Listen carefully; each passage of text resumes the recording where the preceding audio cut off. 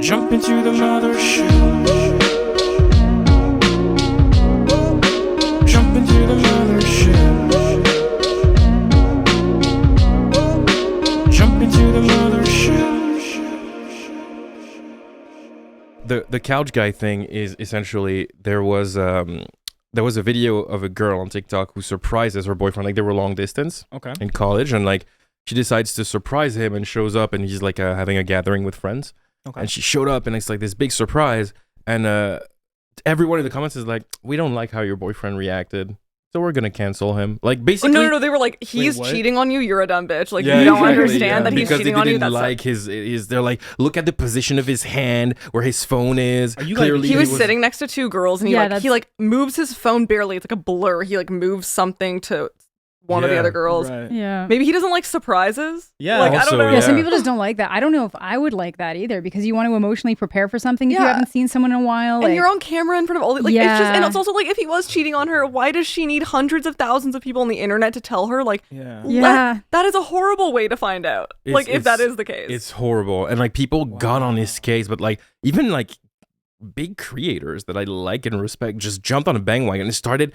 And they're not like celebrities or anything. They were regular ass people. Streaming services made fun of it on TikTok. Like literally, like corporate accounts. Everybody jumped on that guy's case and just started insulting him. People were doing videos, analyzing the video frame by frame. No way. They were just regular college kids. Like what the fuck? That's like one of the things. Like I know military spouses. They always recommend like never surprise them, because they've had to like, I get that it's a different scenario, but like they've been like living a life without you, expecting you to come back at a certain date, and if you come back before that, it can actually lead to anger. Like people can be angry that you surprised them. It's just confusing. Like, and surprise them with the trip. Be like, hey, surprise, I got tickets down, so then they have time to mentally prepare. And I think TikTok is so scary because it kind of plucks people out of obscurity, like random people, and makes them like go viral. But that's the thing. And then it can like genuinely ruin someone's life going viral. And that guy obviously, like, because this is the first time that I saw like the idea of like cancel culture, but it's just like nothing was happening, and then everyone was like, fuck that guy, and they just started getting on case, insulting him. He got like called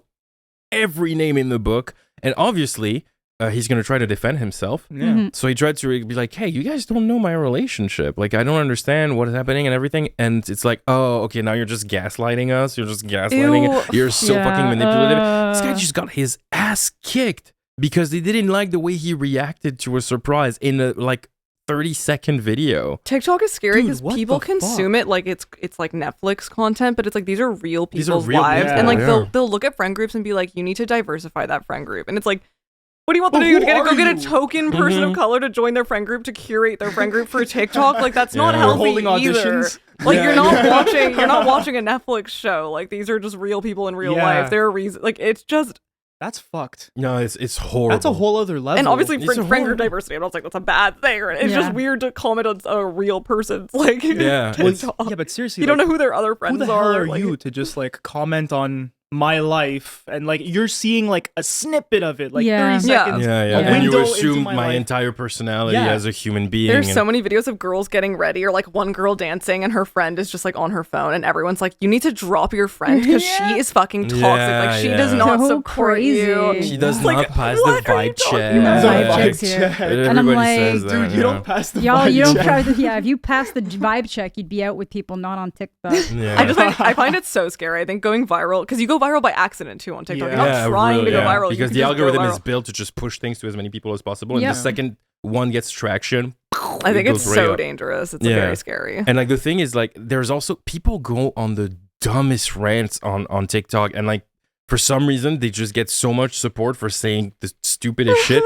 Like there's a thing on TikTok where like for some reason girls are just really mad that guys like Ryan Reynolds. So why? Okay, that's kind of funny. Like, I also am just like, why?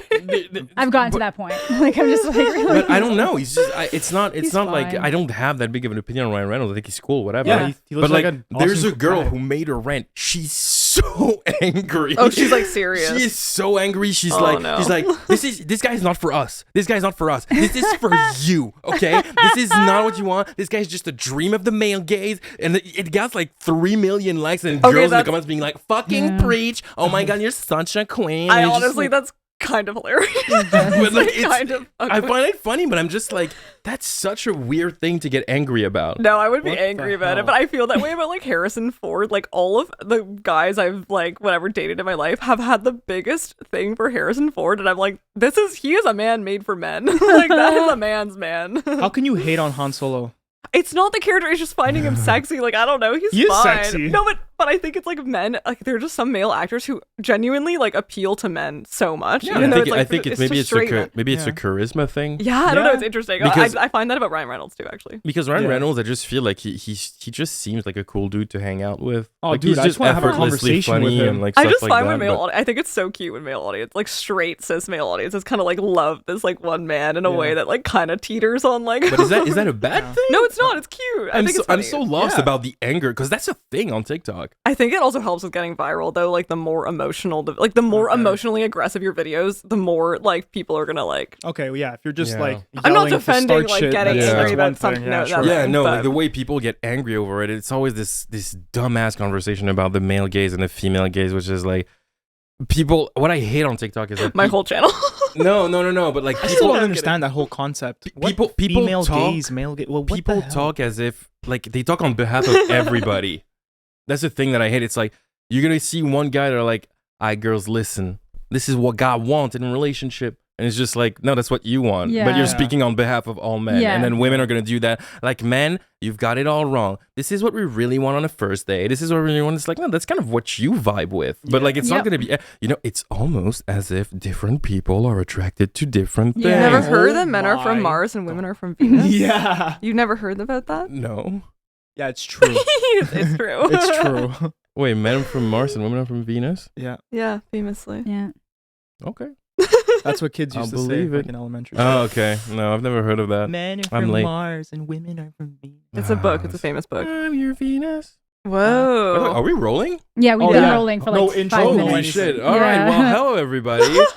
Welcome back to the Mothership, the way too long of an intro edition. Yeah. And today we're going to do an episode that is 100% designed to piss off Maya, which is the Unpopular Opinion tag. If you don't know, on my Instagram story, I ask people to give me their unpopular opinions. Most of you guys are crazy. You guys are a bunch of edgelords. And Maya gets really mad about it, and it's my favorite contribution to the internet. I think this is how we started talking, because I responded to one of your stories, and I was like, this opinion is so annoying. I think it was the one about Greta Gerwig. Okay, I'm sorry to whoever submitted that. You're not annoying. I just disagree with you heavily. All right, well, let's see what we got. Which is cool is sometimes I ask people to vote on it when I don't know, when I don't have an opinion specifically. And it's always very interesting to see. All right, first one. Unpopular opinion. Jessica Day is the most accidentally annoying protagonist probably ever. Oh, shit. I don't know who that is. Who is Jessica Day? Who that is. You guys haven't seen New Girl?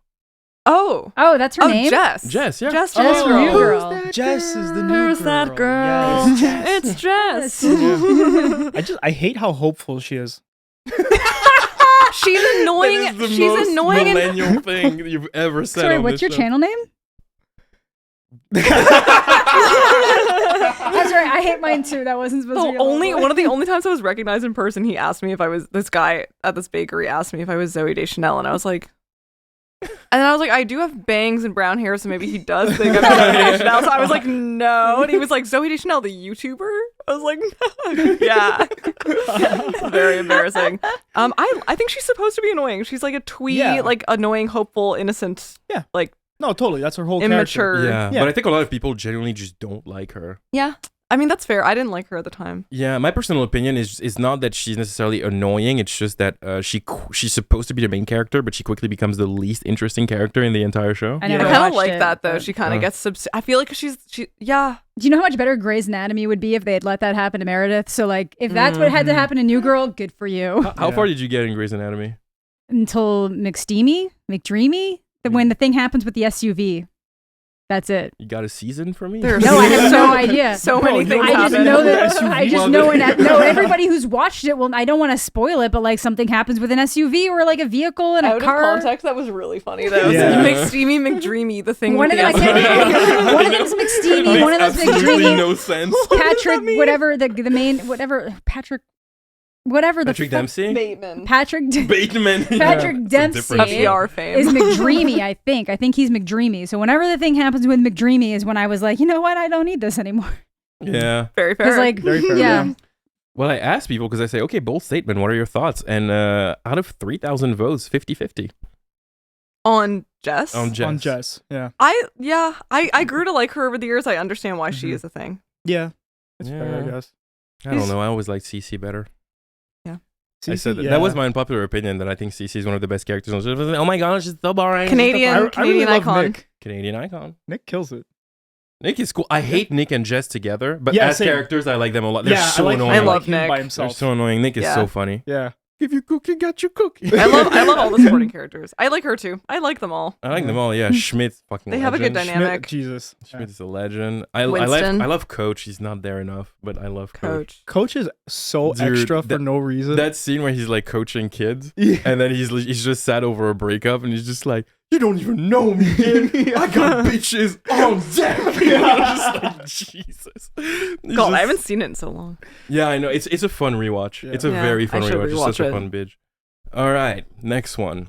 Unpopular opinion. I liked Fleabag, but it was nowhere near as good as tons of people said. No. I completely disagree. It's as good as people say. If anything, it's underrated. It's better than people say. Yeah, if anything, it's underrated because so many people haven't seen it yet. So. Yeah, I know. It is like a work of art masterpiece. I have to disagree. It is incredibly good. So heavily. I don't understand that. Like I had high expectations for it. And one episode in, I was like, this has exceeded everything I expected. This is so good. Captures the most complex of human emotions you can imagine, and it does it in the most artful way possible. Like, that is art. It's so good. And it's so not telegraphed. Like, the first season ends on a note where you're like, she didn't really get a resolution, but like, you feel like she has advanced to a new stage. But they don't give you the classic Hollywood, like, all of the problems are wrapped with a little bow. Right. So like it just makes the show feel so human. And like I said in my video on the show, I love that it's 2 seasons and out. Yeah. She knew when to end it. Yeah. I would love more seasons, but she knew when to end it, and it's important. I would not. I would love more just because I love that the character. The character is incredible. I fell in love with her. Like, I just love that character. Yeah, Phoebe Waller-Bridge. She's pretty dope. Phoebe Waller-Bridge is a genius. If you're out she's there. really good. Can't wait to see her in Indiana Jones. She's in the next one. I like Harrison Ford, but he's old. Yeah, he's getting lumpy. That guy's lumpy. It's making me sad. The boys will be happy that he's in it. Yeah, it's gonna be. It's Harrison gonna be like Ford, the famous sex Irishman. icon for men. Yeah. Well, me, it's because of Blade Runner. I really love him as Rick Deckard. We love Blade Runner. Yeah, Blade Runner. Here. Favorite movie of all time. Next to Drive. It depends on the day. You like the neon? Oh, yeah. Neon vibe. Absolutely. Wet neon vibes. You haven't seen my noticed? office. He I'll loves show the you tonight. cyberpunk vibes. Yeah. It's everything I do. Well, I have a podcast on Fleabag on my Patreon if anyone wants to. Hey, what's your Patreon? Shout yourself out. It's me. It's just my name, my channel name. It's actually, I'm kind of a meme. I'm honestly awful at using Patreon, but Same. I do have a podcast episode on it, and it's pretty good. Cool. Awesome. So, Cool. Check out our Patreon. What the fuck? Thank you. Yeah, what are you doing? I asked people to vote on that one, and 74. Do you agree or disagree? And 74% of people disagreed. Good. Of course. Yeah. Good. Sorry. All right. That Should have was been a good. 100%. That means it's a good unpopular opinion because it was actually unpopular. It is unpopular. Good job. Yeah, Well, good for now you. I put this picture where it's just like a guy holding a sign that says it's not an unpopular opinion if everybody agrees. Yeah, exactly. Because some people are just gonna tell me things like, I don't know, they're gonna say like Infinity War is a good movie. I'm like, Yeah. Like, no. Yeah, but Like, you stop. thought you almost got gaslit into because you were like, I like Infinity War more than Endgame. I'm like, I think most people prefer Infinity War to Endgame. Yeah, I thought that was an unpopular opinion. No, that I Endgame's didn't just love like they Endgame. stuck the landing. Infinity War was like, oh my god, they changed the narrative. Yeah. Unpopular opinion half the time is just an opinion you haven't expressed to other people. Yes. Yeah, but also Yeah. I think a lot of people need to start differentiating something that is overrated and something that you just don't like. Yeah, overrated and underrated is subjective and relative to other I know. media. Like, you because can't- some people who are like there's someone who told me like Money Heist, like Casa de Papel. Yeah. They're like, it's underrated. There's no, you just like it. Yeah. It is one of the most watched shows in the world. It is one of the biggest shows we've ever seen on TV. It's massive. Yeah. Just because you like it doesn't mean it's underrated or overrated. Like, there are shows that like I don't like at all and that I don't necessarily think are overrated, but I just don't like them. I just know that Yeah, they're exactly. not for me. So Like for me, it's The Umbrella Academy.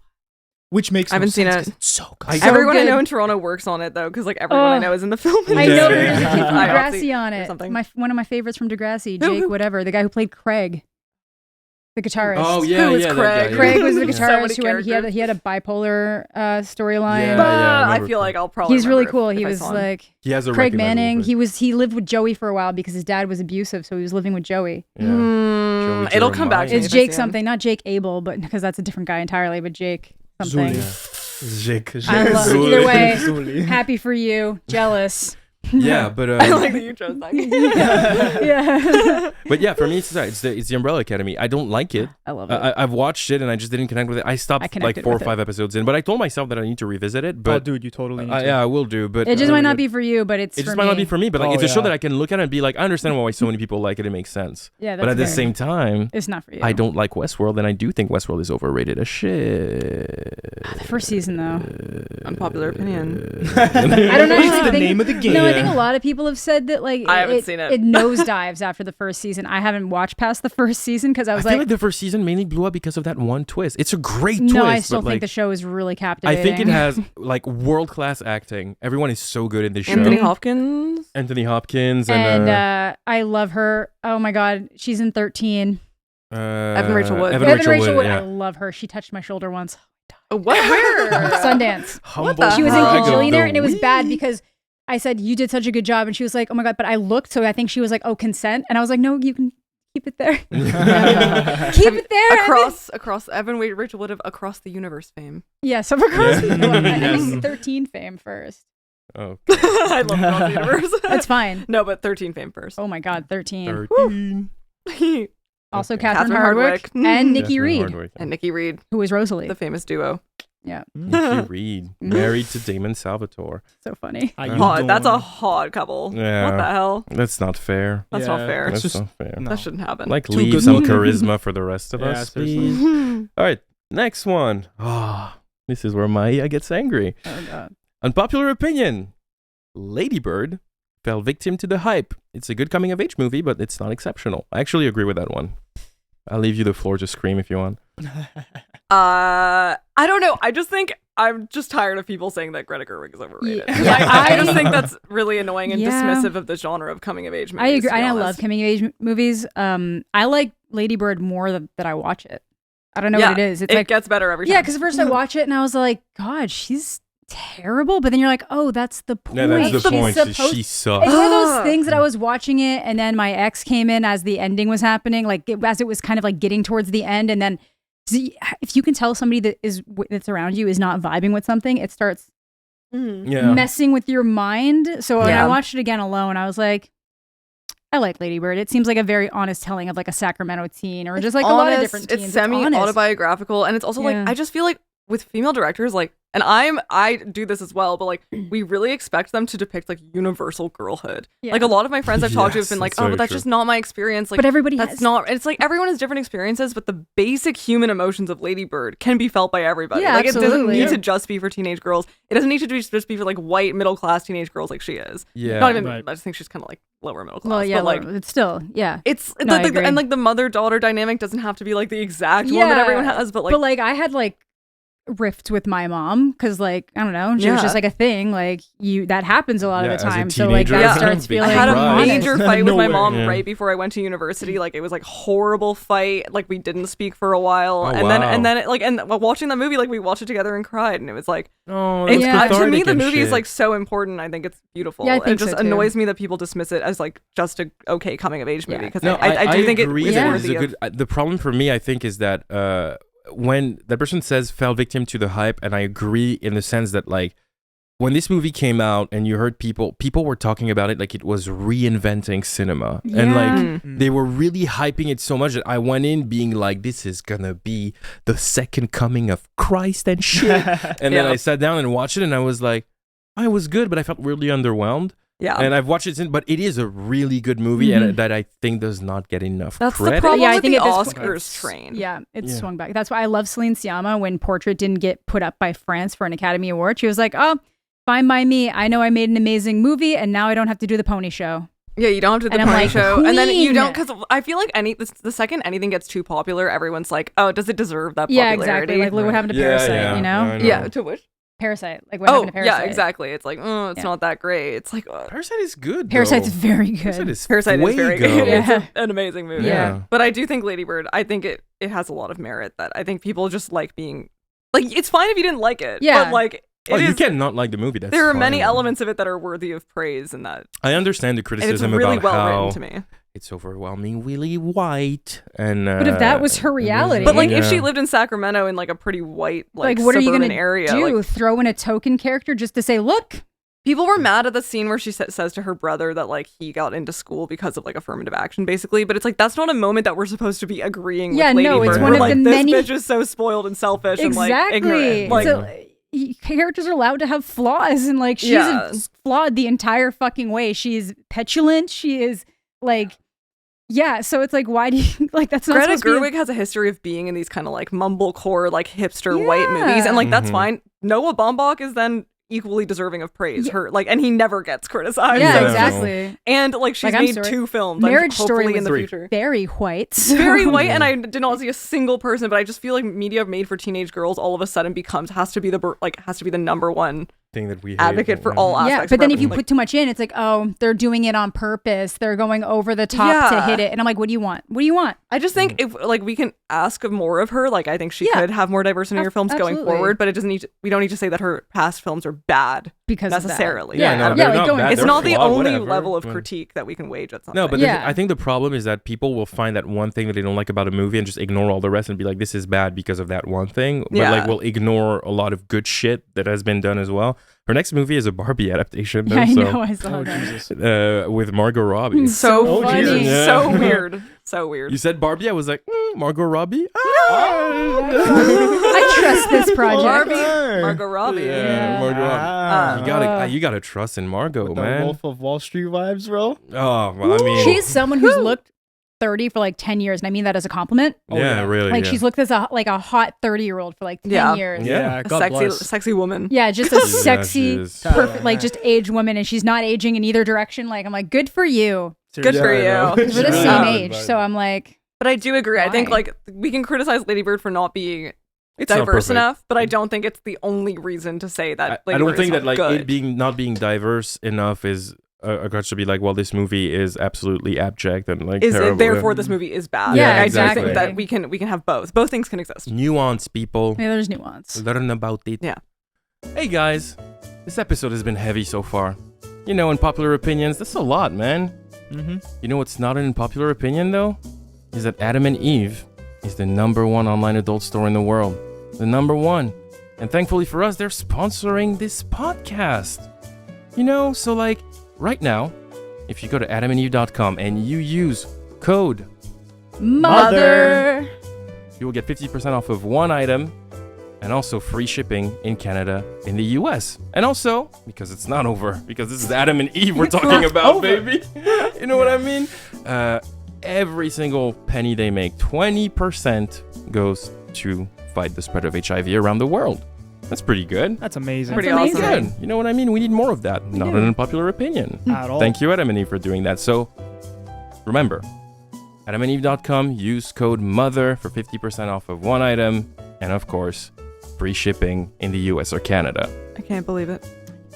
You gotta believe. Believe it. Believe in Adam and Eve. Thank you for sponsoring the show. God bless y'all.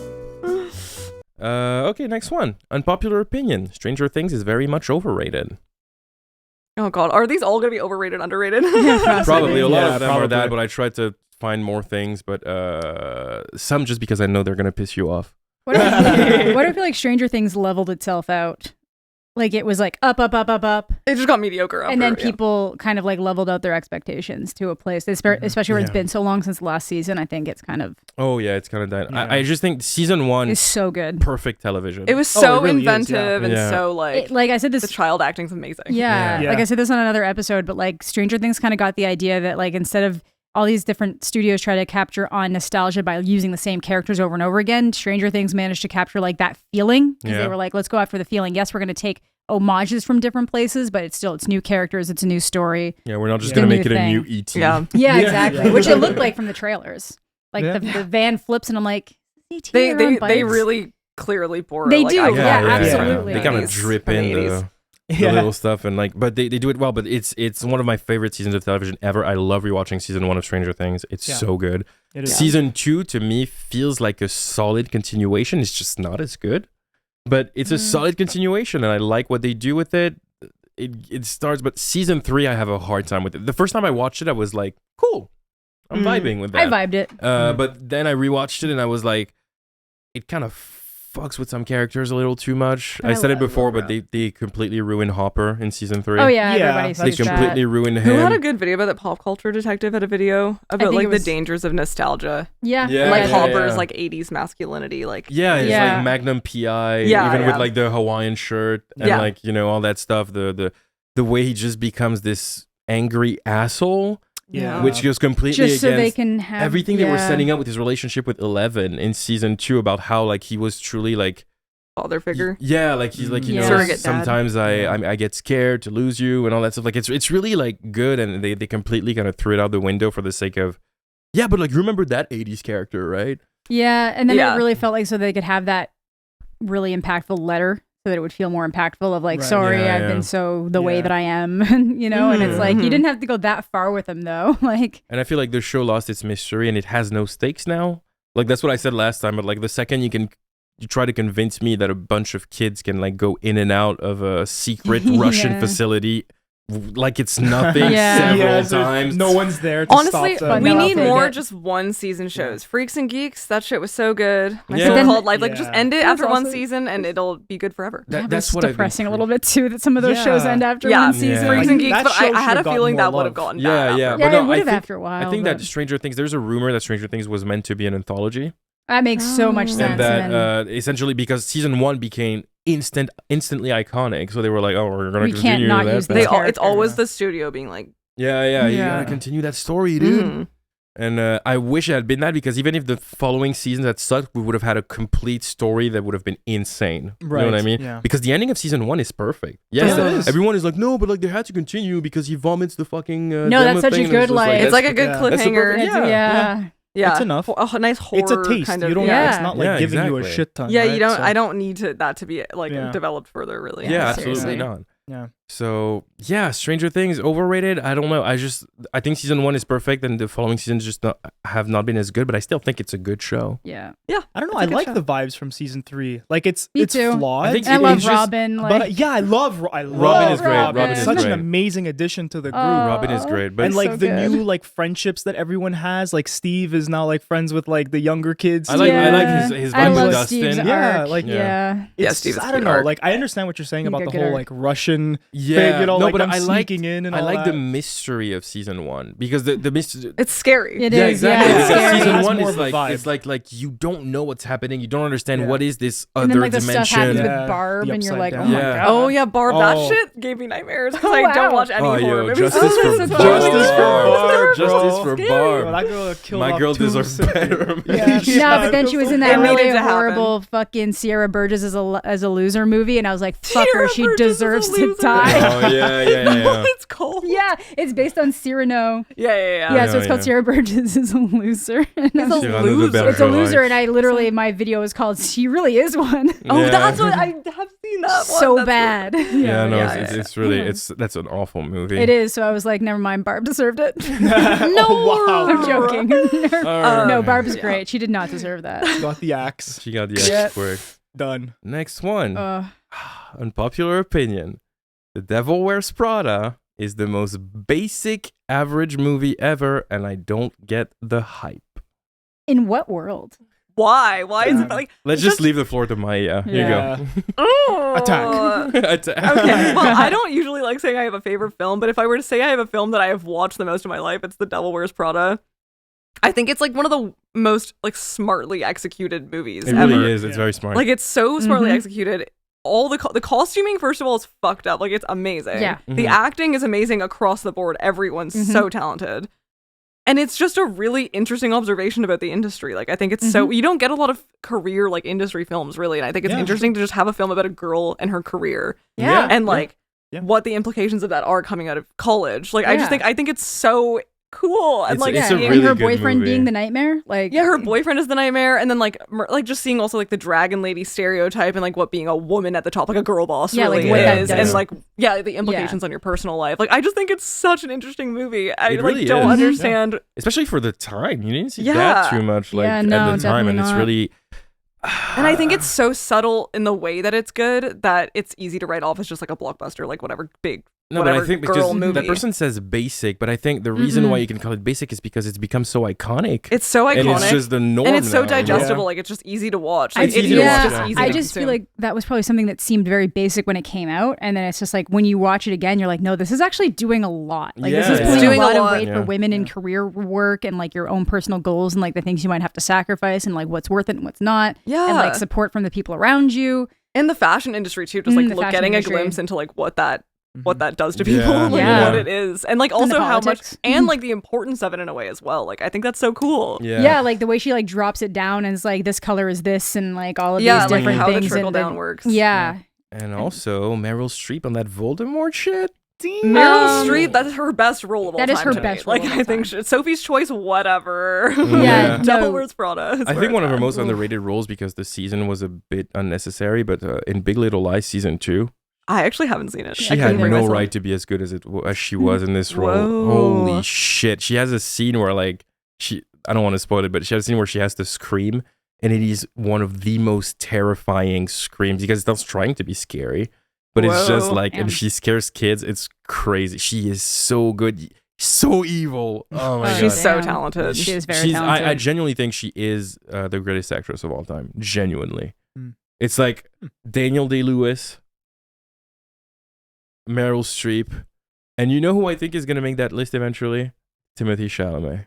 Oh, I was going to say. My boy Timothée. Controversial opinion. That might be an unpopular opinion. He's a really good actor. That's probably. I'm down for Timmy. I love Timmy. I think he's talented. I think Saoirse Ronan. I would put Saoirse Ronan above Timothée. I would put her above Timothée any day of the fucking week. No, because the thing with Timothée Chalamet is that a lot of his fandom are not here for his talent. It's just because he looks very good. Some of us are here for both. But I just think he's so good and versatile. He can do funny. He can do intense. The way he plays Paul Atreides in Dune. Very good. Wow. I still have to see it. He's incredible in that role. Like it's really just crazy. Every time I watch it, that scene where that's my favorite scene in Dune, where he has that vision of the jihad. Oh, and he just starts screaming a war in my name, endless death in my name, and it's just like so intense. It's like, I was in the theaters just thinking it back. I was like, he's so good. This is nice to hear because I find guys like that I know at least like he makes them really angry. Timmy, like when guys like this skinny Timmy, little guy, he gets all this attention. Like, he's not a good actor. I don't understand why. He just seems like a chill dude. He does. He's a threat. He's a threat. He's a threat. It's a skinny, scrawny threat. We love him. Flag. No, he's a good one, and I think that like he has a bright future. I was not interested in that fucking Willy Wonka movie that's coming until I found out that he's gonna play Willy Wonka. I can't fuck with that. I don't need that. I don't need that universe to be continued. There were 2 movies. The last one was awful. Oh my god, yeah, the Johnny Depp one. Charlie and the Chocolate Factory. Yeah, I'm so out. This one is not good. But a lot of Timmy's monologues are actually on YouTube, like from when he was in theater school, because he went to LaGuardia and then he did all these. Yeah, he also made a short film. Yeah. That is on YouTube. They're like, he's very talented. Like he has the chops. He has real talent, but unfortunately, like all of his fandom is just like simping on him. Sorry. Oh my god, his jawline. Sorry about it. Yo, that jawline though is mental. It's pretty good. Bro. That jawline is effective. I'm not gonna lie, but like damn, I'm jealous. Jawline, But he is he's like a real talent. And Saoirse Ronan is in that list easy. I think of the new gen, she's probably number 1. I think she is number 1. I think it's she'll her go or on. Anya Taylor-Joy. Anya Taylor-Joy is very good too. They're both good, there. but there's like Saoirse Ronan's one of those people that I'm like, I'm actually surprised you don't have an Oscar yet. Oh, it's coming. She's been in the industry for so long. Give it she's 3 been in the years. industry, and she's been nominated multiple Oscars, times, but I'm she should already have one. She should have won last year. Who won last year? Judi Dench, the Judi Dench movie. So Renee Zellweger. Oh God. Yeah. Sorry, you did a really good performance in the bad movie. Yeah, bless her. Saoirse Ronan did a really great performance in a good movie. So also just biopics are just like. I hate the award shows, all of I them. know. So Saoirse Ronan absolutely I hate them, but I will watch them, and I will They're take so into boring consideration. I don't watch them. I just wait for the results, and I'm they're like, so validation. boring to watch. I don't. It's the most self-righteous bullshit of every actor needs to have a 20-minute speech on some political shit they probably don't really give a shit about. I love that shit. I love that shit. I love hate all it. the I old would moments. rather the The speeches only than thing the that I skits. like was watching totally. what's his name? Ricky Gervais just roast everybody at the Golden Globes. Oh, that was fun. Like he just that was roast the pretty shit out of ruthless. people, But like I don't like award shows. I don't like what everything around them. I hate them. Very fair. No, I hate them with a passion. I think it's actually a real It is problem. arbitrary to value art in that way. 'Cause Yeah, art is subjective. Uncut Gems probably should have been nominated, but it has more of an edge that it wasn't. Yeah, that it wasn't. I agree. I just also love its edge. Adam Sandler's attitude of like, you didn't nominate me for the Oscar, and now you can't get rid of me. The thing that really pissed me off with the Oscars was what happened with Black Panther and how the Academy was ready to do everything to not have to nominate it for Best Picture. Oh, yeah. Because they want their precious artsy movies, and they're like a superhero movie. What kind of assholes are we to put that in there? So like everyone was like lobbying for Black Panther to get a nomination, and then they're like, oh, here's what we're gonna do. We're gonna create a new category that is Best Popular Movie, so that we don't have to put it into Best Picture. And everyone just was like, how fucking stupid Yeah, do you it was think the we same thing are? that happened because Dark Knight didn't get nominated, so then they felt like they had to nominate Avatar, and it was like, exactly. It's just one of those things. Like, I'm sorry, if things have a huge cultural impact and they're good and they're a great representation of like the genre they're in, like fucking nominate them. They just need to, I think, set out a clear guidelines for what makes Best Picture, because they just don't really know. Yeah, and then it ends up being the same type of their film every year. friends a lot. Oh yeah, Yeah, the Academy less so. It's a lot of It's all in the industry. all Yeah. nepotism, and it's just I hate award shows. Yeah. Go fuck yourself. Sorry. No, they are fucked. They are fucked. And then the way Best Picture works, it's not. It's like the most average movie wins most of the time, because it's if you have polarizing ones, Green like, Book. yeah. So if you have movies Trash. that it's like a lot of people loved it and a lot of people hate it, it's going to end up somewhere on the middle of the list because it's a ranking thing. So you start listing them your first choice, your second choice, your third choice, fourth, fifth, sixth. So if everybody has the same one around the middle, but then you have very polarizing, like one person has, I know Parasite won, but if like somebody had Parasite at the top and then Parasite at the bottom, that would average in the middle. So then that middle choice got the most middle votes. So it gets pushed up.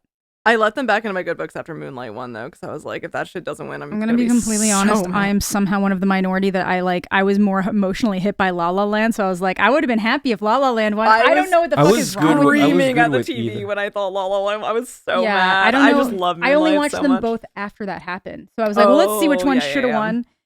And Moonlight's beautiful, and maybe I just watched it in the wrong scenario, but like there was something about La La Land that I was just like, I was watching them at work. Yeah. And I was just like, I can't step away from this right now. But Moonlight, I was like, I have to go do work. I saw it. Back. You have to watch it in the theater. I know. I was like, the entire movie. It's an amazing movie. I'm not saying that I did not like Moonlight. I'm just saying there was something about the way that La La Land hits at the end. I'm like, oh my God. It's subjective. Everything's subjective. But yeah, no, Moonlight's subjective, beautiful. but if It you like the absolutely Oscars, you're deserved to win. It's so rare to have a movie that deals with gay men in such a way that is like so tender. Yeah. So tender, especially. That's a surprising movie. I did not expect this shit. I know, and like the way Mahershala Ali's character is in that is He's just one of the best actors working today. It's fucking amazing. So the Moonlight does so fucking much, and Nicholas I do Bertel's like it. score. Yeah. Oh my God. Yeah, everyone is on their A game in Moonlight. Everyone. Very sound guy. Everybody. That movie is really the peak of everything that it's supposed to be doing in terms of like representation and like for like the gay community and just an honest depiction of that without falling into like shitty stereotypes that so many movies that deal with gay men do. Yeah. No. Yeah. So, yeah, it was just an honest depiction, but also artful. Like Very it was still art, and like was, and it was just so a beautiful. Yeah. So beautiful. Yeah. All right, next one. Hey, the Oscars. Unpopular opinion. Jane the Virgin. Not that great. Sorry, not sorry. I haven't seen Jane the Virgin. I think I just saw like a clip from it and I was like, wait, is that the girl from Happiest Season? The sister is Jane? No, her name's just Jane in Happiest Season. It's not the same. I don't remember that. Who's Jane the Virgin? I can't remember. I kind of liked Jane the Virgin just because it's like I mean, I haven't watched it, but like my sister was watching it, and like but I got I got like a vibe because it's like a very telenovela type thing. Oh, it's like, Gina Rodriguez. Oh, that's what it's like. It's Gina Rodriguez. I was Very literally dramatic. just thinking. I've heard Jane it's supposed to be because of telenovela. Yeah, the sister's that's kind of name cool. is I kind of Jane. like that aspect of it. Yeah, that's Yeah. a cool. That's cool. Yeah, no, I is haven't cool. seen it, so maybe you're right. Yeah, I mean, who knows? Maybe Who right. knows? Yeah. All right, next one. Unpopular opinion. Call Me by Your Name is a good film, but not the groundbreaking masterpiece people say it is. I haven't seen it. Call Me by Your Name. Yeah. What is that? It's the Timothée Chalamet movie. Yeah, I know I haven't seen it. I'm his With, fan. Okay, with Call Me the by Your other Name guy. is very interesting because it has a trope that is very common in a lot of like LGBTQ plus storylines where there's age gap relationships that are romanticized. It happens so fucking much, and it's really disturbing. So to kind of play this, I'm watching this movie, and most of the time I'm kind of horrified at the implication of what's happening here. And then it's only as it like winds into its conclusion when he's just staring at the flames to Visions of Gideon by Sufjan Stevens. I'm like, holy fuck, this is beautiful. But it's like beautiful from his first love perspective, but then really fucked up if you take it from Armie Hammer's character's perspective, because like the age gap there is like, excuse? Yeah, and I then know. add in the fact that Timothée Chalamet already looks super young because he's just so staturistically small. Yeah. And Armie Hammer is like, I got to play a rower in Social Network. Like, Oh, Army. yeah, and then all that stuff too. Let's not So talk yeah, about it's really weird. Call Me by Your Name just has like all these like really beautiful artistic beats and things that are really nice, but then it always comes back to like, can we not romanticize huge age gap relationships, and can we stop doing it? That's why Portrait of a Lady on Fire is so beautiful to me, because it's like very equal in terms of all that kind of stuff. You know, one person has more freedom in one way, one person has more freedom either way. Call Me by Your Name has a very fucked up dynamic there. Is it? And it's not like commenting on it really. No, I don't think it ever mentions it, is the thing. I have only watched it once though, so me too. I think the maybe movie twice. Is it rooted in memoir? Like, is it a? I don't think Or is it just so. made up? No, completely? it's just made up. It's like, I think the movie's fine. Yeah. It's all right, but I think I realized that it's all aesthetics. Yeah, All the better part of the movie is about the aesthetics when it comes to the music, the visuals, and all that stuff. Like, the movie just has a really cool atmosphere.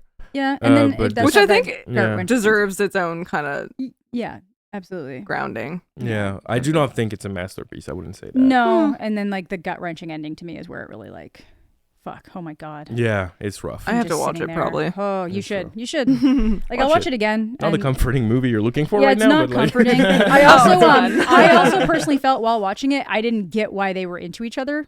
Like I just was like, is this gonna be? But that Are happens. they gonna a- be yeah. into each other?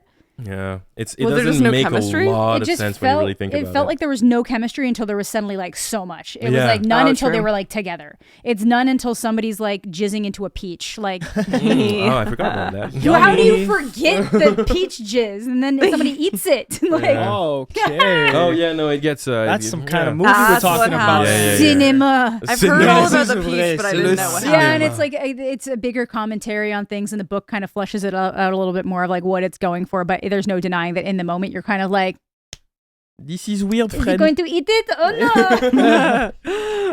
But yeah, sorry if you're huge Call Me by Your Name fans, but like I just But it's can't. fine. Get, It's a the fine age movie. gap. Yeah, I It's just an can't get okay over the movie. age gap and that where there's no I commentary think on the age it. gap stuff is just too common in Hollywood now that people just. What Yeah, is but it? What is especially the in age gap? it's like he's like 16 and Yeah. Armie Hammer's character is like 22 or 24. I think they might age him up for the movie actually. I think he's age. I swear he's supposed to be older, maybe. He's a research assistant for the professor, so he would have already done he would have graduated already, and now he's Yeah. probably doing his like master's an or Ezra something. Fitz. Yeah, Okay. he's like doing the master's type thing. I'm gonna Well, that's a whole Double other thing. 'Cause fact check. also the authority aspect Oh of it. yeah, no. The changes Ezra Fitz dynamic thing as is well. the Ezra Fitz thing is literally grooming a student until you get married. Yeah. Because it ends with them getting married, and like Martin King is like, no, I swear, it's like really romantic. There, no, and I swear, Listen, right? Yeah. grooming Elio in high in the school, like book- predatory teachers, it's a real thing. It's a real Yeah. There was a huge reckoning with some high schools around whatever yeah. Oh yeah. my area. Yeah, with Shit. that. So Damn. it's yeah. That actually happened Yeah, at my high 17 school and too. 24. Those things are harmful. Oh yeah. Yeah. 17 and 17 24. and 24. Yeah, Elio 17 is and 24? Yeah, Elio is 17, Oliver is 24, but then the actual age gap between the actors is 20 and 30. because like he looks way older than Timothée Chalamet, like significantly older because he is like he was a 30-year-old man, and but he's just a big dude. Also, he's already a big dude, and Timothy's got the opposite thing. Timmy's so small. Timmy Chow, and he does great. No, there's no insult to like Timmy. You're doing great. It's just at the time this was like 2017. No, yeah, so totally. He was like a lot smaller. So. Yeah. All right, next one. Unpopular opinion. I just want to know that we're with you, okay, Maya? We love you. Oh God, is it going to be about Sex in the City? This is a safe space. Sex in the City is a sexist and discriminatory show that is only stand by white women. That's not, like, it honestly doesn't just have a white audience. Like, there honestly is a huge, like, BIPOC audience for Sex in the City. Like, it's not necessarily just liked by white women. But at the same, it is portraying white women. It's a very white experience. Oh, yeah. But I do remember, like, the fetishizing of black men. That's like a part of the story. There's like one episode that is like shocking. Yeah, shocking. And that's just where Samantha like, dates a black man. Yeah, exactly. Yeah, and it's just like I remember seeing that and feeling like because that's never the first thing that I'm gonna see. Usually when I watch something, I can recognize when there's something problem. That's the thing that I watch, and I was like, that's a little fucked up. That is just a tiny little bit kind of messed up. No, it's true. The show, like, I don't know. I just made a video about it. Yeah, it's a very good video, by the way. Thank you. Yeah. But I think, we can take a piece of media and we can appreciate what it did at the time for certain aspects of culture. Yeah. I think it's well written in many ways. Like, I do think that it's very nuanced, and I think it gets thrown away a lot as a piece of fluff, which I don't think it is. I think it actually is prestigious media. But at the same time, I think that we can also acknowledge that it has a very fraught history and it has a lot of issues. But I think that it can be both of those things. Well, it's also like a product of its time too. I mean, it came out like 98 or something. 97, I think it started. Yeah. I mean, come on, there's a lot of shows at that time, like even like Friends. You can't go back to that now. Like, and it doesn't excuse it, but it explains it. Exactly. And I think there's a lot of exceptionalism that people engage in these days, where we're like, oh, that piece of media from 20 years ago is really problematic. But it's like you yourself 10 years ago probably were problematic. Pretty problematic. And like I think that it's unfair. Like in a way it's kind of unfair. Doesn't excuse it, and we should acknowledge the history of how racist media has been in the past. But I don't think that we can just throw it away. Yeah, exactly. Totally. Like you said, you just have to understand that it's a product of its time, and I'm not a big fan. I told myself that I was going to rewatch it because it's been a very long time. I don't know if I'm going to do the 6 seasons. I'm definitely not watching the fucking movies. Don't watch the movies. The movies I think destroyed its legacy. Like they completely put the nail in the coffin. They are like fucked up bad. I also don't trust Darren Star to nail that next season. I saw the trailer and I was like, it actually looks kind of good. Like it has the vibes of the original. Like, I'm getting the vibe that they're trying to update. Yeah, the original in terms of writing, what I'm getting, and the styling and stuff. But also, it looks like they're trying to actually move it into the new age. And I'm gonna really appreciate it if they do that. Do you think they're gonna pull a Gossip Girl 2021 and just make it so self-righteous because they know that it's criticized for its past bullshit? I don't think so, because the actresses involved are pretty involved in how the show goes about. Okay. That I think it'll be better. I love Cynthia Nixon. I have a lot of faith that she's gonna lobby for some better writing. So well, I mean, these people have also been playing their characters for like 20 years now. So it's and the actresses, they're all really involved. Like there's an account on Instagram called Every Outfit on Sex in the City. Okay. And it basically they have a series of memes where they rewrite scenes where Charlotte's like woke, and so she'll teach the ladies about why they're wrong and why they're being ignorant. And all the actresses are involved with that meme page. So they're like all pretty aware of the show. Wow. And so I think I actually have pretty high hopes for it. Okay. It's Darren Star. He made Emily in Paris. I don't trust him. We'll see. Hopefully he doesn't fuck it up. We'll hope Darren Star doesn't fuck it up. So hopefully someone else is helping out. I hope so. We'll see. Well, I asked people to vote on it, and out of 4,500 votes, 81% of people agreed that it's sexist and racist, sexist, discriminatory, and only stand by white women. I think people now just see it as like it's a show for basic bitches, kind of. Yeah, I just find it so interesting when I just feel like women's media is under such a magnifying glass that male media, like if we were to watch The Sopranos or like any of these fucking shows, and half of the shows in the 90s, like these like mafia shows, they're like spewing out the N-word, like all this stuff is just like also racist, but I just feel like, and I'm not saying I think they should all be subject to criticism, but I just find it interesting that only women's media is ever kind of like Law and subject Order to this type of representation. Law and Order is kind of fucked up. Law and Order is really fucking SVU. And I'm not, and it doesn't excuse it. We should still talk about it, but I just find it funny that it's the criticism. It's an easier target. It's an easier target, but it's like we said we were talking about last night. It's just if you decide to look at media that way, everything's problematic. You're never going to enjoy anything. You can't have any flawed characters. You can't have any like redemption arcs. Like you're cutting off like everything. You're just going to end up with perfect characters just chilling. So There's no boring. conflict. So boring. And it's okay to not like something or to be hurt by something. Like obviously if like I'm not like a trans person, but if I was a trans woman watching Sex and the City and seeing the episode where it's super transphobic, you don't have a good afternoon. You were allowed to dislike the show. Like you were allowed absolutely. to. But I think like what I talk about in my video is like the idea of reparative reading. So like looking at old media and trying to maximize the positive aspects of it instead of taking the negative and using it to pretend to erase that media from history or like to pretend that it didn't exist or pretend that it didn't have a cultural legacy, like which it did. I'm way more critical of shows who do that shit today. Like if a new show, like, but because I can understand it was 1997, sucks to say, but that's just kind of how things were back then. That's why it was like such a phenomenon. They thought they were being progressive with some of that back then. Like no shot, and a lot of it didn't think they were being progressive, especially with Sex and the City. Like a lot of it was actually really new for the time in terms of women and like obviously for white women, but like it was in many ways. You have a line in your video that I love, the heterosexually liberated. Yeah, they're heterosexually liberated. Such a good line. But like, it's just really easy and myopic to be like, oh, like it's not that revolutionary. It's like, well, maybe you weren't old enough in 1998 to know how actually revolutionary it was. A lot of the people who will criticize it today are Gen Zs that just are not aware of that. At the time, that was like, wow, we feel represented because there just wasn't shit like that before. There's a huge myopia with like generational divides. Like my mom loved that show. Like I don't know, it was of its time. And there's like a bunch of problematic like gay movies that I love just because it's like all I had access to. Yeah, exactly. Exactly. Like movies that created like very bad stereotypes around homosexuality, but at the time it's like that's kind of all we got. It was slim pickings back then. It was slim pickings. And if they were the first to do it, there's also kind of some weight there as well. Yeah, like exactly. So I don't know. It's complicated. It's very complicated. It's definitely not a like yes or no thing because there's so many layers to it. Well, as you go, there's just always new rules or different rules to follow. So like even in 20 years from now, the shit that comes out now is they're gonna be like, yo, that's fucked up. Yeah, like yo, they did that. Yo, that's fucked. We're constantly learning and gaining knowledge about how to like undo. And like structures. new people are becoming more comfortable coming forward with like their authentic selves every year, so that's always going to change the narrative and the conversations that are happening. So like people wouldn't have known 10 years ago to account for like a lot of non-binary and trans issues and stuff, and now we've learned, wow, it is really insulting to make the jokes like that Friends to did dismiss and this people. Exactly. even How I Met Your Mother and stuff. So like well, speaking of which, Unpopular Opinion, season 9 of How I Met Your Mother was entertaining. I actually liked it too until the last 2 episodes. It's the last 2 episodes ruin almost the entire show, but I'm okay with season 9 being a weekend. Me and Bruno are on this. Yeah, I haven't seen it.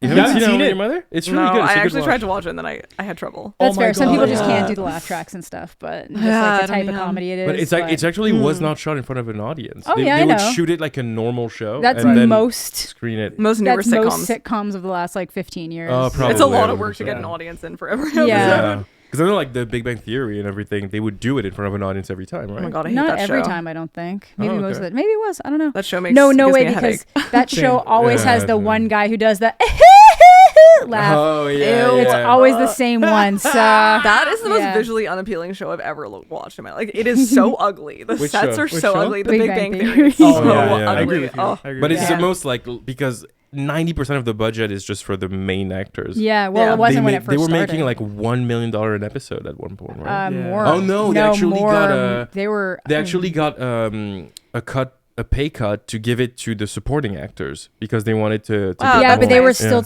no, it's more than that because they were getting paid more than the cast of Friends, and I know that the actors who play they were getting $1 million an episode, and in the final season they made Schwimmer, Aniston and Schwimmer made everybody negotiate so they could all get the same amount. Yeah, which is kind of awesome. So they were all getting $1 million episode, and I know the Big Bang Theory cast was getting paid way more. Yeah, they got so much money. Which is like why I'm sorry that show sucks. Like millions of dollars. It's like I feel like I liked it when it was like starting and stuff, even though like it's not great, but it's the easy way it to portrays have on. nerd culture is if there's anything that's problematic, it's true. That is very true. That's just on top of me disliking it. Yeah. And all the friends, they're just horrible friends to each other too. Yeah, they're like bad friends. Yeah, like they're bad people to each other on the Big Bang Theory. Yeah, they're always talking about all these mean jocks, and I'm like, you guys tear yourselves down the most. It also just has that mid-2000s look to it that's so hideous. Yeah, it's fair. It's not great. But yeah, I don't Have you ever seen the original pilot before they cast Kaylee Cuoco? No. Yeah. Dude, it's on YouTube. You can it's on YouTube, yeah. Who was it instead of Haley? I don't remember. Haley. Haley Cuoco. It wasn't unknown. But like they shot a version, a first pilot with another actress that wasn't Kaylee Cuoco, and Sheldon was characterized completely differently. Yeah. Sheldon is actually attempting to flirt with Penny.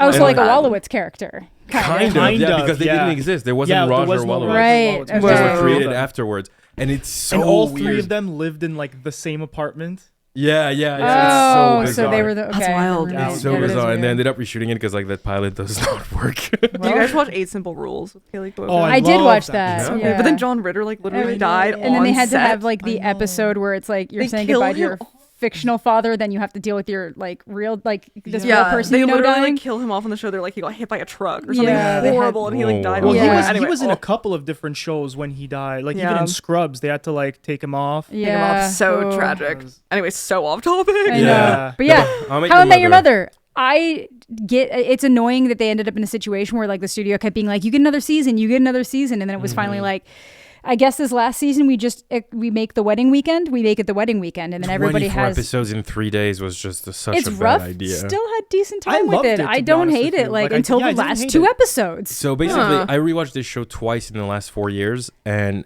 every time I can't get past episode 4 of season 9. So there's actually a huge portion of season 9 that I just don't remember because I've only seen it once when it was airing. Okay. And then there's the ending, which is a bit rough as well. So bad. The ending is rough. 2 episodes of destruction. I just think I didn't like Marshall spends the whole season on a road trip in a completely not different the whole season. It's like half of the season. Yeah, he comes back in the second half. Yeah, but like half of the season he's on a road trip with like this woman. Yeah, and I really liked seeing the mother. Every time you got to see the mother, getting to meet people and stuff like that. And Kristen Milioti. Yeah, Milioti. I love her. She's really cool. She's so charming. I love her so much. When the show was airing, there was this whole thing about who's gonna play the mother, and then there was a rumor that it was going to be Hilary Duff or something like that. People thought it was going to be Angelina Jolie and stuff like that. And then they ended up casting someone. That was like really aspirational. Shooting for the stars here. Yeah. With Ted. With Ted. Whoa. That does not work. But actually, I realized something rewatching the show. They give you, in season 1, one of the biggest hints about the mom. They give you her name. Oh, yeah. In season 1, they tell you the name of the mother is going to be Tracy. And like... except that he said Tracy and the kids go, what? But then it's like, no, but Tracy was a stripper at a strip club. Yeah. And it's just like, oh shit. Like once you rewatch it, you're like, wow. Oh yeah, the mom's name was Tracy. Since season 1, we knew all the theories that came after season 1 were bound to be wrong. But they weren't necessarily wrong because the showrunners did have the idea of who Ted's end game was going to be. Right. Robin. But then they had so many fucking seasons and episodes showing you exactly why they would never work. She doesn't want kids. They don't work together. He likes staying at home. She likes traveling. Yeah. And it works. And then at the end, it's like, Dad, we know you like Aunt Robin, because that's like immediately after they show us the mom. She's like, and I loved her forever, even through her sickness. Yeah. And then she died. She's dead. Like you literally just got her, and 5 months later she's dead. Bad, and she's so likable because Christine Milioti is so amazing. Adorable. She's such a good actress. She's so charming. She's so good. And it's just so bad. So like, and before that, they'd wrapped it up really nice. Like they had gone through all of the different characters, like the bartender and his son working together now. And then like there's this girl that they were like, they just called her blah blah because they couldn't remember her name. And finally Carol, blah, blah, her name was Carol. Yeah. And like it was really nice and it felt like a good send off and people were happy. They had like Robin with Barney, but it worked somehow. And like, you know, Lily and Marshall were good. And then Ted had his wife. And then it was like fucking steamrolled the whole goddamn thing.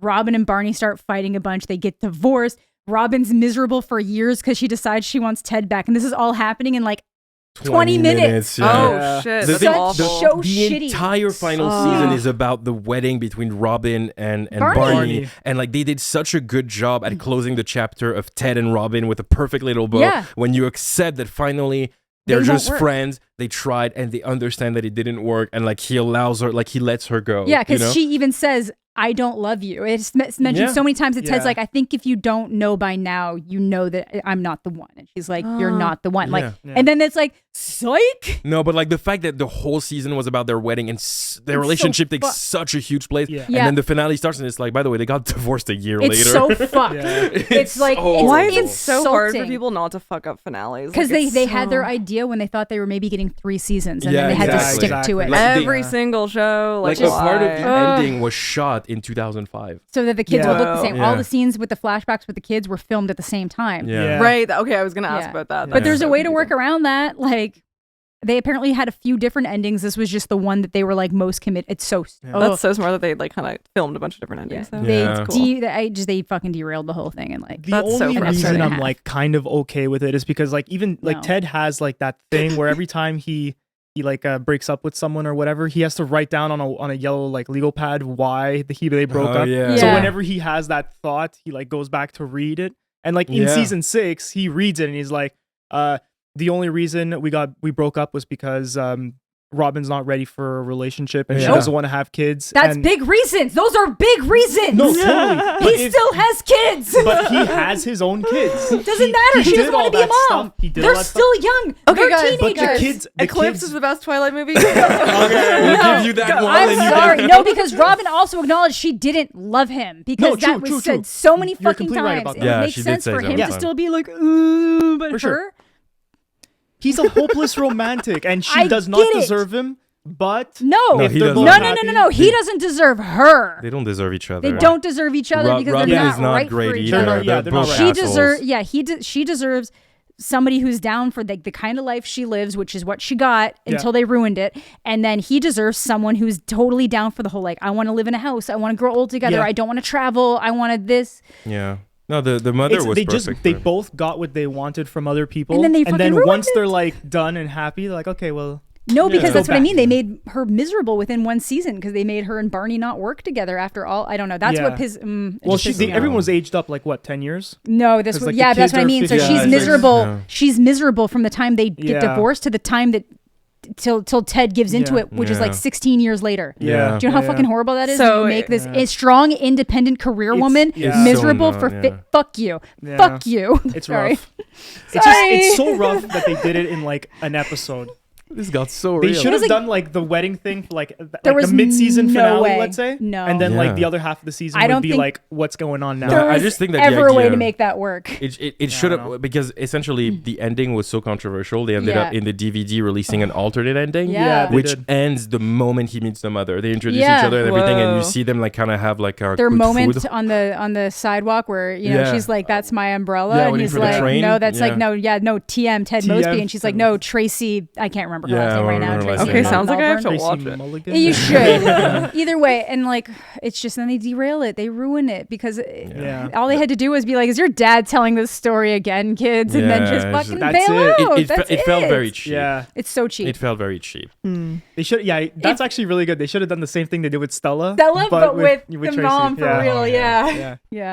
Is your dad talking to me these crazy stories again? Okay, sorry, got a little heated there because I really love How I Met Your Mother. It's like I don't know, like my friend is like Marshall, so I just have like every time I watch this show, I like really resonate with some of my friend group because we've got the Marshall, we've got the Lily, like they are married, they have 2 kids. It's like I got something to say about How I Met Your Mother that I think people don't talk about enough, and I think is very important. There's a scene in How I Met Your Mother that I absolutely adore. Okay, remember that stupid episode where Ted tries to do like a rain dance? Yes. Yeah. Because he's still in love with Robin. So that she won't go on the trip. Yeah, exactly. Yeah, the camping trip. Yeah, and there's a scene where Lily kind of joins him on the roof. Yeah. And she says, because she knows that he's still in love with Robin. Yeah. And he's like, she tells him essentially like, I want you to tell me like what you have on your mind, because he doesn't want to say out loud that he's still in love with Robin. Yeah. He's like, tell me. And she's like, okay, you know what?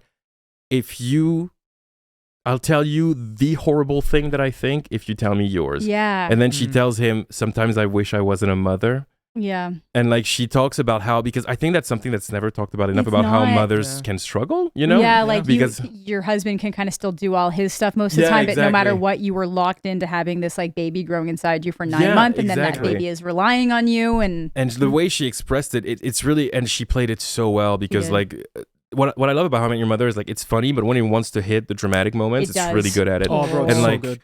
Allison Hannigan nailed that scene. She starts bawling and she's like, I love my kid, I love him, and I love Marshall, I love them more than anything in the world, but like I feel like there's so much that I should have done, like with her art. Like she abandoned all of her dreams and stuff like that and everything, and it's just like that scene like hit me. It hit. I was like, wow, that's super powerful, but then they never really explore that. Every episode after that is like it never happened. Yeah, no, they do. They touch on it a bit, because there are times later where she ends up having moments where it's like, and it's kind of mean because some people are like, oh my god, she's so selfish. And it's like, no, like Marshall's been able to like pursue anything he wanted. He can work for these environmental law firms and make like no money. And like Lily has her problems too, because she like has a spending problem. Like I don't know. I just think they work really well. Like I know every once in a while Lily does stuff that it's like, wow, you're like a little bit sociopathic, aren't you? Yeah. But well, even at the end, like he gives up like the judgeship so they can go to Italy, and so she can live her dream with the 2 kids that they have. Exactly. So like that was, she finally kind of got her chance to like, because you know. Yeah, I just generally think it's one of the best scenes in the show, and nobody ever talks about it. No, it's like so the way good. she drops it on him, like where she just like starts crying and she just goes, like, sometimes I wish I wasn't a mother. It's not that I don't love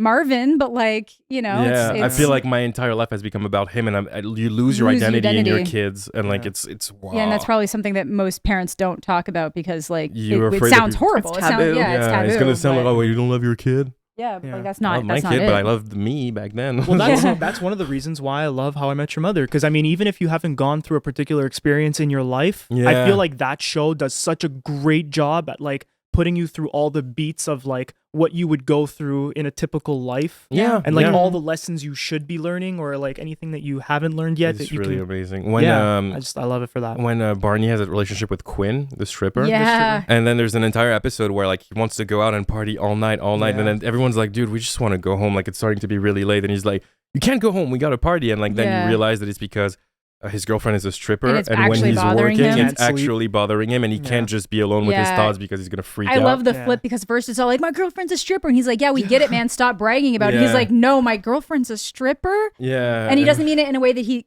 hates it. It's because he loves strippers, and he has nothing but respect for strippers, really, other than him. He is actually really horrible to people, but it's just, it starts weighing on him, because he's talking about, isn't it so cool that my girlfriend's a stripper? Like, isn't that so cool? And then finally he's all like, he's like trying to play it maybe up. I don't love him, my girlfriend. And it sucks, because she's like, no, I love my job, I'm not quitting my job. And then like they're about to get married, and they decide to figure out a prenup, and then like their prenup just keeps piling more paper, and then they just like, oh, we don't trust each other, that's why we're doing all of this shit.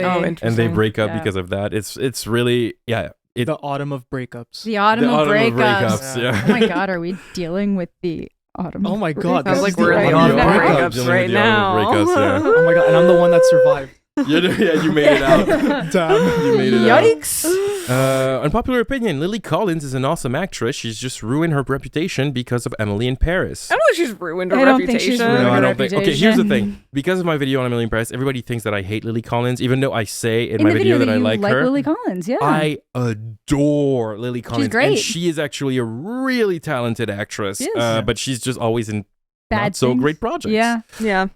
Between Mortal Instruments, which was not great. She was in that terrible Netflix movie with Simon Pegg, Emily in Paris, and everything. Good in Extremely Wicked. She's good in that. Yes, and she was also in Mank. Oh, she was in Mank. She was good in Mank. She was very good in Mank. She's really. I love Lily Collins. So please don't come at me. If you want to come at me for hating Emily Cooper. Yeah, it's very different. Come at me, you're wrong anyways. But no, Lily Collins is a crazy good actress, and I agree. Lily Collins is an awesome actress. But she didn't ruin her reputation. She did not ruin her reputation. She did not very much intact. People still love her anyways. Yeah. You know what I mean? It's just like, I think people, because sometimes people can't differentiate actor and character. They will just start taking shots at an actor because you don't like their characters. Right. But no, I think people can know that it's no secret. Lily Collins is dope. Yeah. Just like the case for everybody. For sure. All right. Unpopular opinion. Thor Ragnarok wasn't that funny. Wrong. What the fuck are you on? I haven't seen it. Ragnarok I knew was he was like gonna the get it. best Thor Hilarious. movie. It's your turn to scream. Go ahead. Dude, You go. There's like no reason to even say that. Yeah, Like, you're just wrong. You just don't like Taika Waititi. Yeah, Just say it and Taika be Waititi is gone. a fucking genius, He's and a I hope genius. he makes every other Thor movie to ever come out again because he did such an amazing freaking job. He did. Holy hell, that lit such a fire under my ass. Yeah, Wow. I know. How dare you? Yeah, like I get that they since then have gone a little bit too goofy with Thor, but I really like that they're like, what do people like in Avengers that they didn't like when we did Thor 1 and Thor 2? What is like, oh, Thor could actually have fun. Yeah, So yeah. let's make He fun was too Thor that can still self-serious. have depth. Well, that's it. Yeah. Like before, And it he was was so like much better. Victorian almost. Like he was just like he had the funniest line in he was Avengers. too- Yeah, though. he does have good moments in yeah. Avengers. Yeah. Yeah. He has the funniest line. What was his line? It's the He's a stepbrother. You will not. He's You will adopted. not speak like this of Loki. He's of Asgard, and my brother. He killed 80 people in 2 days. He was adopted. He's adopted. Such a good line. Yeah. But, Thor Ragnarok. I haven't enjoyed Thor Ragnarok as much on rewatch. Yeah, that's Oh, I think that dude. experiencing it in theaters with an audience and just everybody vibing, because I went to the opening night where everyone is dressed up and the vibes are just so cool, and like people are just kind of vibing together. People are like theorizing before getting into the theater. People were cheering like when the movie started. It was such a good vibe and we laughed so much. And like then I rewatched it and I don't like it as much, but I still think it's a dope ass movie and it's one of the funniest movies in the MCU. Mhm. Oh, yeah, definitely. It's like that, Spider-Man: Homecoming, And Guardians, and Guardians, which are my Yeah. 3 favorites. But also, I feel like it's such a great they have good like, entry vibes. point to the Marvel Yeah. universe too. Like Ragnarok? I have you could start I have that. a Yeah. lot of friends that never watched any Marvel movies. I showed them Ragnarok and they're like, "Oh shit, okay, I gotta go Yeah, back and yeah. rewatch I'll all go this shit." watch it. Yeah, you should watch I it. do It's love really Taika good. Waititi. It's really good. And like, Okay, no, Oh, if he's you so like good. him, like He's yeah, so yeah, good. it's like peak Taika Waititi. I Yeah. still humor. think Guardians is probably best entry point movie for people who don't give a shit about superhero movies. And True. like Yeah, I've beta true. tested that. My parents really love Guardians of the Galaxy, Oh, my and they parents, even yeah, love my the parents second love it one, too. and they don't give a shit about. They did not get into Ragnarok as hard. So It's just- Oh, really? Ragnarok Yeah. has so many funny lines. it My has so many mom funny lines, but I loved feel like Ragnarok. it does require a little bit more caring to what's going on in the universe. Whereas like you only watch Guardians, it's very detached, and then you can watch the second Guardians. Yeah. Whereas That's true. Ragnarok, it's like, why is Hulk in space? Why is he angry? Why is Yeah. what is happening here? I just like how they build up the fact that like every time an Asgardian like introduces himself, it's like, I'm Thor, son of Odin, and then he sees Surtur, Yeah. and he's like, Surtur, son of a bitch. Son Yeah, of son so of a good. bitch. You're alive. Yeah, you're alive. It's so. I thought my father killed you like Yeah. a million years ago. Yeah. It's so good. just in that scene, it gets you so good. There are so many lines that are good, like we need a group for a crusade. It's like the, Revengers. Revengers. It's just like, all right, what do you want revenge for? I'm still undecided. Such a good man. That movie is really Even good. little things like he just like picks up a rock and throws it at Loki because he doesn't know if Oh, he's really yeah, if there. it's really He's there. like hits him on the head. He's like, ah. I'm here. Yeah, no, everything about Thor Ragnarok is just Taika Waititi really because the thing is, Chris Hemsworth was getting bored with Thor. Yeah, He's the one who something. he went to Kevin Feige and was like, dude, we need to change something. Yeah, And that's why they brought in Taika Waititi, and they was like, dude, we like your sense of humor. Can you do that while being consistent with the MCU? Yeah. Waititi was like, yeah, sure, mate. Sure. yeah. whatever, And I'll do now it. he wants to do Thor until he dies. Yeah, and he's Yeah. doing Thor 4, Mm-hmm. and he's Bro, and he bringing looks back so he's big. bringing back Natalie Portman. Yeah, and Because Natalie Portman hated that fucking role. I so know. if she came She back, was in that. Wow. Yeah, she was in Thor 1 and 2. She's a scientist and love Yeah. interest in the first two. Mostly She's actually love really interest. important in the second one, actually. Yeah, very she important. is. Yeah. And they decided they bring her back in this one, and they confirm she's going to be Lady Thor. Yep. The She mighty beca- Thor. She becomes worthy of Mjolnir Yeah, because now he has Stormbreaker, so he's good. yeah. But where's Mjolnir coming from? Is exactly. It's probably going to be from another timeline or universe or something. But you would expect, Yeah, probably. Because But- if they're doing multiverse, we don't even know if it's going to be the same Natalie Portman from the first movies. It might be another one. Shit, yeah, that's so true. I didn't even think about that. Oh, man. Yeah, Oh, it's so it's good. probably one of the best. You haven't seen any of the Marvel movies? I've seen Black Panther. Okay. Okay, Wakanda, yeah. Okay, if you want a Yeah, good Wakanda. yeah, Wakanda forever, yeah, for sure. I've seen if- part of Avengers, I think. Okay, if you want a good time, Guardians, Spider-Man: Homecoming, Yeah. Ragnarok. Those are the Right. ones I've considered. So Yeah. I will Yeah. definitely consider Ragnarok it. is Yeah, Guardians. Okay. Is Alex, how long have we been going? Yeah, I knew we were going What? for a Okay, while. I Yeah. was- okay, yeah. We'll well, wrap it here. Yeah, we're gonna close it here. okay. Okay, well, that's gonna do it for this week's episode of the Mothership. Thank you so much for watching. I am Dylan, your friendly space ninja. Commander Bruno. My BROEY DESCHANEL. Oh, Sorry, I thought you were done. I think we were all waiting for the BROEY You DESCHANEL know, thing. yeah. Amanda, you know me. Amanda the Jedi Knight. I hate it. Fine. We love Thank you to our friends over at Adam and Eve for sponsoring the show. Thank you guys for watching and see you next time. Stay sexy.